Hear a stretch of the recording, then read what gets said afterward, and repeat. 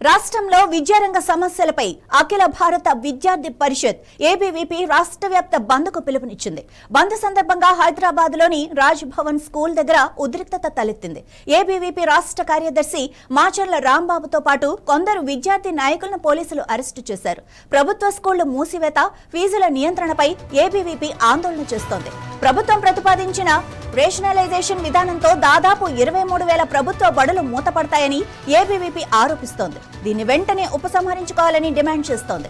ఇక Telangana save education committee కూడా government స్కూళ్లను తగ్గించే ఆలోచనను సీఎం రేవంత్ రెడ్డి విరమించుకోవాలని కోరింది. అలాగే ప్రైవేట్, కార్పొరేట్ స్కూళ్లలో విపరీతంగా పెరుగుతున్న ఫీజులను నియంత్రించేందుకు కఠినమైన చట్టం తీసుకురావాలని ఏబీవీపీ డిమాండ్ చేస్తోంది. ఈ బంద్కు మద్దతుగా కొన్ని ప్రైవేట్ పాఠశాలలు స్వచ్ఛందంగా సెలవులు ప్రకటించాయి.